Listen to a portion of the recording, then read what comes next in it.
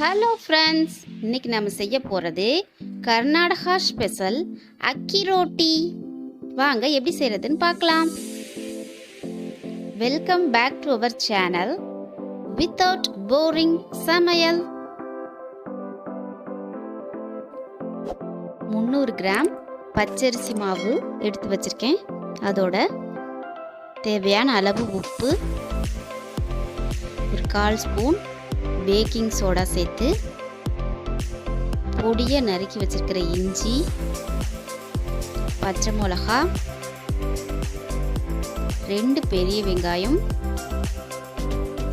பொடியை நறுக்கின கருவேப்பிலை, கொத்தமல்லி தழை, துருவின கேரட் சேர்த்து இது நல்லா கலந்து விட்டுக்கலாம். இந்த அரிசி மாவு ரொட்டி சாப்பிட்றதுக்கு ரொம்பவே டேஸ்டாக இருக்கும். நீங்களும் ட்ரை பண்ணுங்கள் ஃப்ரெண்ட்ஸ்.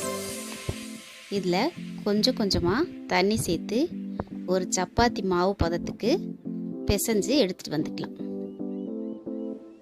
ரொம்ப கட்டியாக இருக்கக்கூடாது. இந்த மாதிரி எடுத்து வச்சுட்டு இப்போ தவாவில் கொஞ்சமாக ஆயில் தடவி எடுத்து வச்சுருக்கேன்.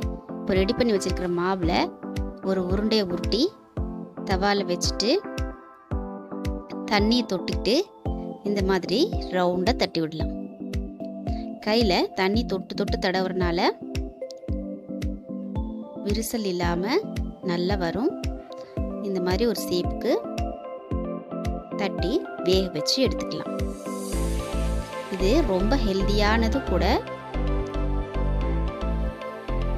குழந்தைகளுக்கெல்லாம் செஞ்சு கொடுத்து சாப்பிட இதை பழகி விடலாம். ஒரு பக்கம் வெந்த பின்னால் மறுபக்கம் திருப்பி போட்டு ஒரு ஸ்பூன் எண்ணெய் விட்டு நல்லா வேக வச்சு எடுத்துக்கலாம்.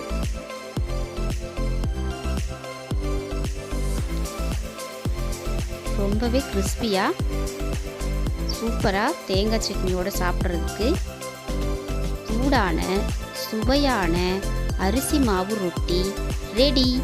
இந்த டிஷ்ஷை நீங்களும் ரசித்து சமைங்க, ருசித்து சாப்பிடுங்க.